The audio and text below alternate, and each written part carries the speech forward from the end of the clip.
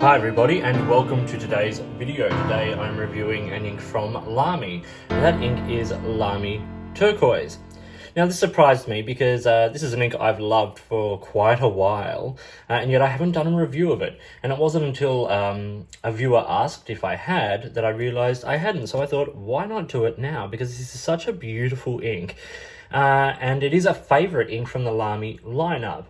Now, Lamy produces a small range of standard ink colours, the black, the blue, the turquoise, the green, the red, cartridges of things like violet, as well as a few sort of like limited edition inks like Mango, Petrol going back a couple of years, and a few years before that Dark Lilac, of course. And what they did for a little while was they rebranded this one Pacific to line up with the Pacific All-Star that was released a couple of years ago. So this is turquoise, and as I said, this is a beautiful sort of light blue ink with a little bit of red sheen. This is how the ink comes bottled, standard sort of Lamy bottle. I've had this one a couple of years, I believe. Oh no, this is the newer one, sorry. But still relatively sort of full. It comes with like the little, the blotting paper underneath there. Not for blotting in terms of like paper, but for cleaning up your nib when you have filled the pen. And so this is a really lovely ink. This is part of their standard line. We can look at it a couple of different sorts of paper and a couple of tests I've done and see how we go. So here is the ink on Tomol River paper. Now this is the 52 GSM, 68 GSM Tomol River paper that came in the Bond Travel Gear notebook. Bond Travel Gear now Lockbee. They don't make this notebook, but it's the Tomol River paper, which we know and love, and ink responds to really beautifully. I had it in this TWSBI Eco with a broad nib, a fairly wet TWSBI, especially as far as TWSBIs go, sort of allowing the ink to show really nicely. So let's talk about these 5 points. Firstly, availability. This is Lamy. Lamy is everywhere. I live in Melbourne, which isn't a huge city, and it's not a particularly big pen city either, yet there are a number of retailers just here in Melbourne that stock this as bottled ink. So it is everywhere, worldwide, stocked either in bottle or cartridge form.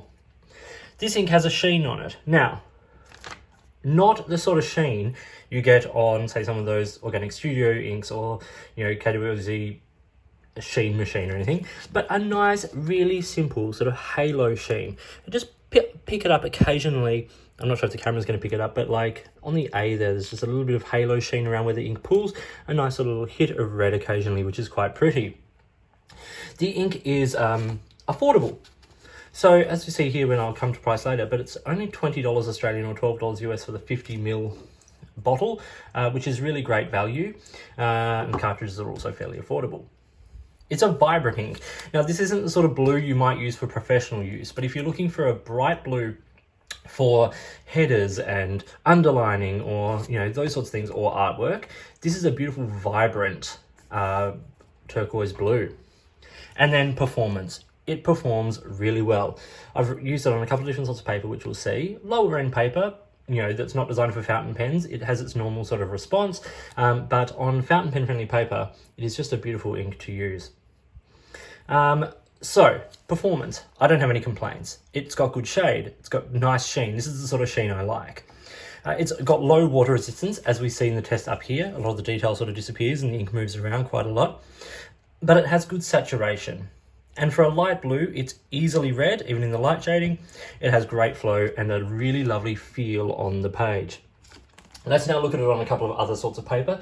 We'll start at the lower end. So here I have standard copy paper. Now the ink looks a lot duller here. It's lost a lot of that vibrancy, but that's the same with a lot of inks on these sorts of papers. You can see it bleeds through, but as you can see from this test sheet from a number of other inks, that's a sort of normal thing on this sort of basic sort of copy printer paper. And then on student note paper, this is just from a student notebook. It's a little, like the colour's okay, a little dull perhaps, a little bit more grey, and there's a bit of feathering and stuff, and you still get some bleed through, but once again, everything will bleed through this paper. And this is in a broad nib, which isn't the driest nib either. Then we have it on Rhodia. Now this is where it looks beautiful. That vibrant blue is just absolutely gorgeous. You can see that sort of a relatively wet pen and ink. You see some nice shading there, and some halo sheen. I'm not sure once again if the camera's going to pick it up. These particular lights don't pick up sheen that well. But, you know, little hits of red occasionally coming through. And if we look at the reverse of this, like, nothing comes through. Now, I purposefully here, like, went over and over and over spots, and you get one dot that is actually broken through this paper.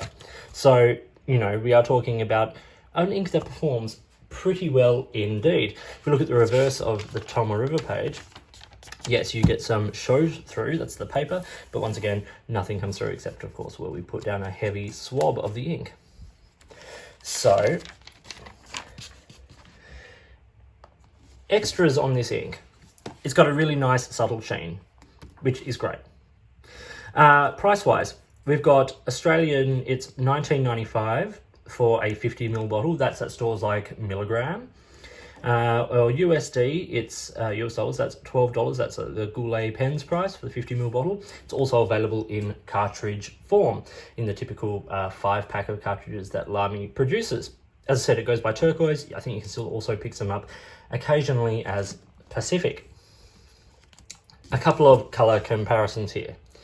We've got the Lamy Turquoise there in the middle, and on the we've got Robert Oster Fire and Ice, which is his like signature turquoise, which is a little bit darker. It's richer, same sort of halo sheen. Once again, you can see the halo sheen a bit better there.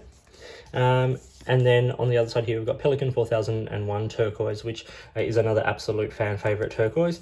It's a similar sort of color, but I think that the shading and the sheen is better on the Lamy.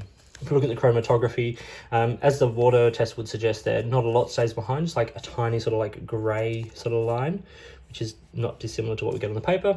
And it moves up through lighter blues, through some sort of nicer, sort of richer, darker turquoise tones at the top. So in terms of score, I have given this ink 4.5 out of 5. The only place it loses points, in my opinion, is its water resistance, but it is not designed to be a water resistant ink.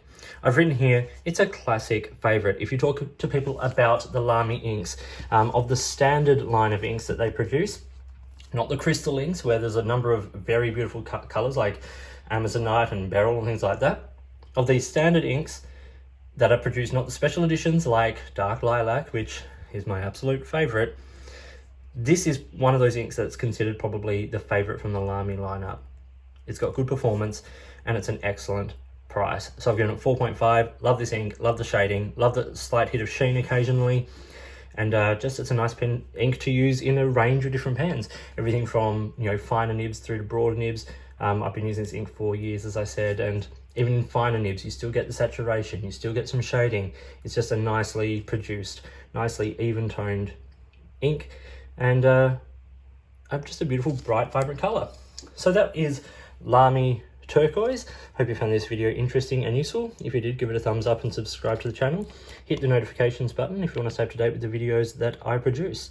Please feel free to get in touch using any of the platforms listed below.